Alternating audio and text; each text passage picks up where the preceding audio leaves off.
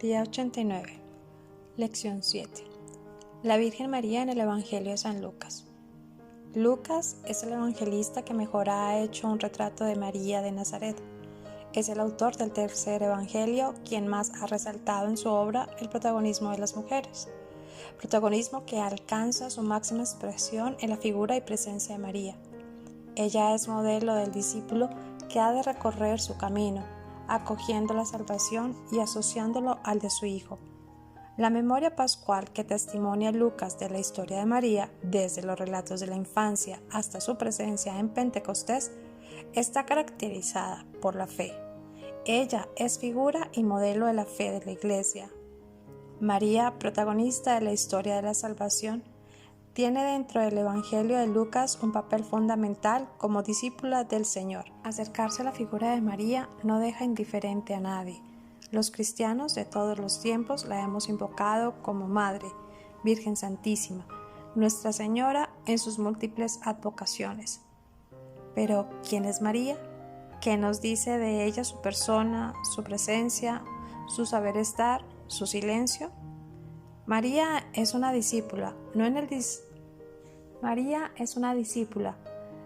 el sentido de que acompañara a Jesús durante su ministerio público, sino en el sentido existencial. Alguien que escucha la palabra de Dios y obra de acuerdo a ella. Así aparece en la Anunciación, como aquella que escucha y pone en práctica la palabra de Dios. Lucas hace de María el personaje central. En la escena combina dos formas de la narrativa bíblica, el anuncio de un nacimiento y la vocación de un profeta. Ambos tipos de relato siguen una estructura literaria parecida. En primer lugar, aparece el saludo, el ángel o de un mensajero celestial. A continuación viene la reacción de temor por parte del destinatario, a la que sigue una palabra de ánimo. En tercer lugar, se encuentra el anuncio en sí, que pone de manifiesto las intenciones de Dios.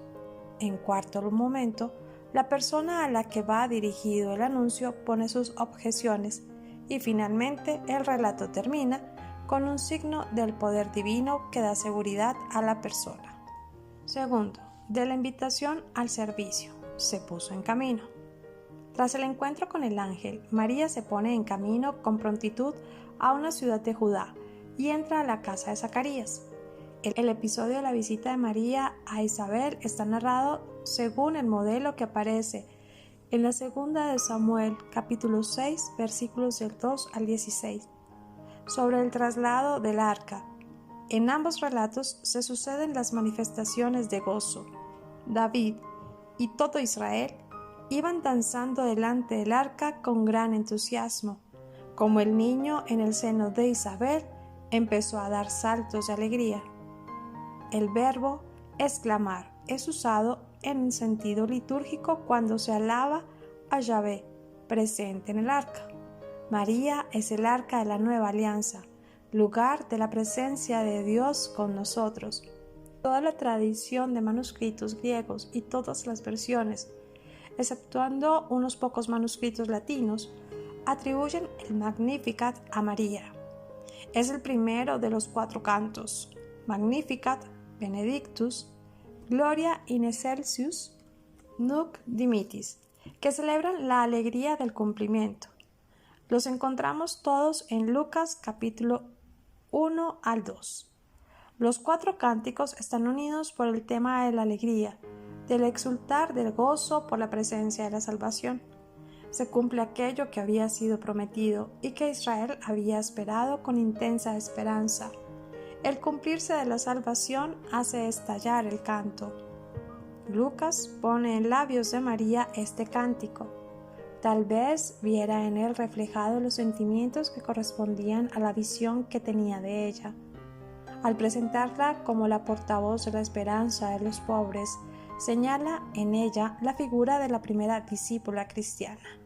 Se refleja también la predilección de Jesús por los pobres, por los últimos que acentúan la llegada del reino de Dios, pecadores, mujeres, samaritanos, y transforma el luto en canto. Salmo 29, 12. Finalmente, en los Hechos de los Apóstoles, la segunda parte de la obra de Lucas, aparece también María, la Madre de Jesús, en el momento fundacional de la comunidad cristiana, cuando el Espíritu la consagra para cumplir su misión. Todos ellos perseveraban en la oración con un mismo espíritu, en compañía de algunas mujeres, y de María, la Madre de Jesús, y de sus hermanos. Hechos capítulo 1, versículo 13 y 14. María, la Madre de Jesús, aparece integrada en el grupo que espera la venida del Espíritu. En él ocupa un lugar importante. Para Lucas, María no forma parte de ninguno de los tres grupos, apóstoles, mujeres, hermanos de Jesús, sino que constituye un personaje aparte. María fue coherente desde la anunciación, vocación, hasta el momento constituyente de la comunidad de Jesús de cara a la historia futura.